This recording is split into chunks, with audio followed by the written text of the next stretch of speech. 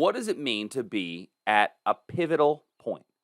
A pivotal point is a time when something big can change in a small amount of time. And I think that's where we may be in our markets overall with what's going on. Let me explain. Um, when we look at what the market is doing today, we are sitting at a pivotal point on both a daily time period as well as a smaller time period. And so the compounding of those two time periods together make a very pivotal point in the market to either A, continue its upward trend on the daily time period, or B, end it and start to reverse and head back down. Which way are we going to go? Let's talk about it. If you're new to the channel, do me a favor, click the subscribe button, hit the notification bell so you get the alerts and the updates. Let's dive into the charts and see what I'm talking about. So today in the S&P, we are up about 16 points early this morning. And we're sitting above an area where we talked about a potential breakdown exists in the S&P. Now what you'll notice is we had a little supply area. The market hit that supply area. We got a little move away off of that level, and that was a level that we identified in one of our live trade rooms. And so that level, then the second time we came into it, obviously cut right through. We wouldn't anticipate getting another shot at that zone, and we didn't. So we had to remove it. The next level of any semblance of strength above us is this area up here, this area of supply at 4,000.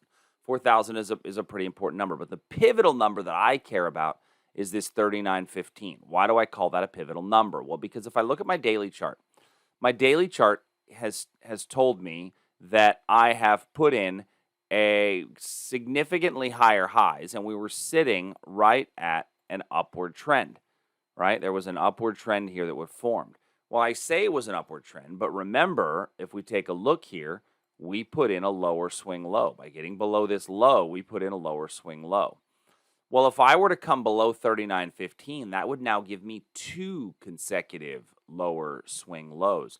And over the past few weeks, we started to see from ever since, middle of October until about now, we had some strength in the market. It actually had flown through even to the weekly chart where we got above a key moving average. I utilized the 8 and the 20 period as some key moving averages for weekly charts. We were above some key moving averages off of that level, telling us it was safe to be in the market.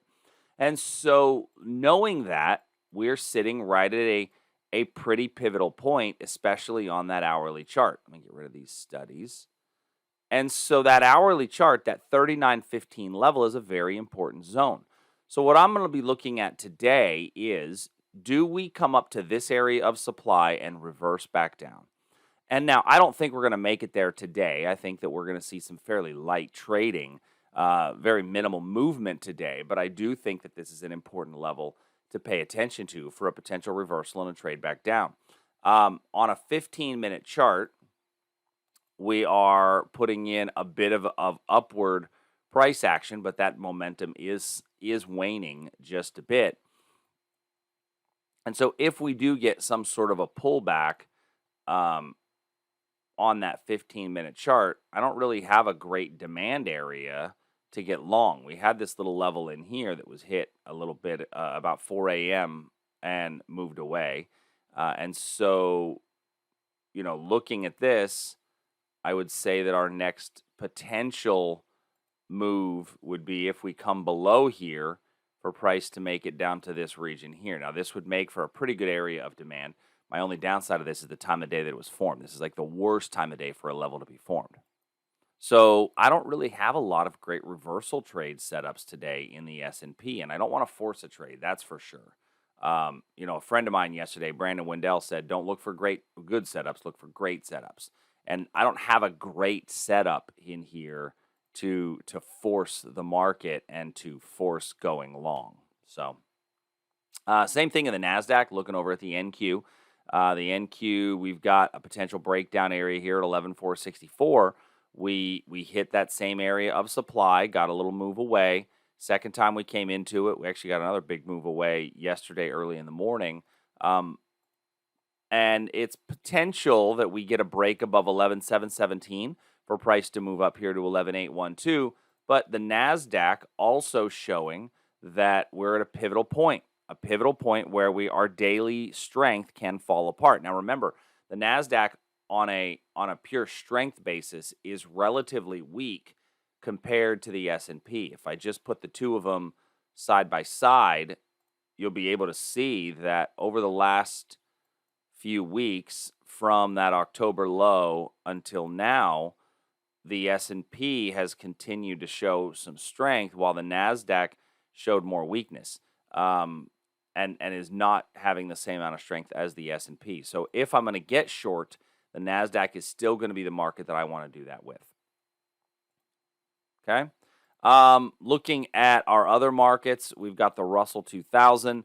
The Russell rallied up into a supply area, poked just above there just to make us angry, and then came right back down. And so in the Russell, I would not utilize this level because we've already touched it as of once, but we're coming up to that level in the S&P as well as the Nasdaq. If the Russell comes up and gets above this area and we get quality basing, then you could certainly have room to run up from here. Looking real quick at our crude oil and gold markets, we talked about gold on Wednesday when we did the video on Wednesday, and we talked about crude oil as well. Crude oil did come into our little supply area, but then we hit it and we just kind of stalled out and didn't go anywhere. Came back in and hit the next supply area and then got a pretty big move away, and now it's just sitting below the next drop, the next leg down. And so for that next leg down, I would need to see price break below this zone with quality basing for a breakdown entry. That's going to be ultimately what I would like to see, is a breakdown entry below this zone. Once again, accompanied by some quality basing as an opportunity to take advantage of that short. And then gold, we had talked about the fact that gold is very dependent right now on what the dollar does. And the dollar was sitting in a daily chart, was sitting right at a pretty important spot itself, broke below, rallied back up, and has come down the last couple of days. So with the dollar coming down the last couple of days, we have not seen the same strength that we had in gold prior to that move. But we would be looking in gold, we hit that 15-minute level in the overnights and got a pretty decent move away in the overnight sessions, but we've traded into it, so that level has to go away. It's got to be DTM, dead to me. And then we also came back down and retested this area here just a little bit ago and have gotten a decent little move away. So that tells me that my probability would be that we would continue to trade up, and the next area of resistance is 1820. And 1820, breaking above that 1820, I think we can easily make it to 1850 or 1865.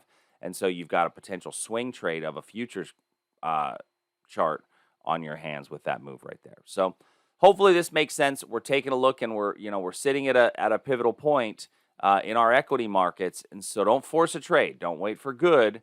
Don't just take a good trade. Wait for a great setup, and then make the move from there. So that's all I have for today, everybody. If you guys have any questions, shoot me an email. Support@TradersArmy.com. I will talk to you soon. See ya.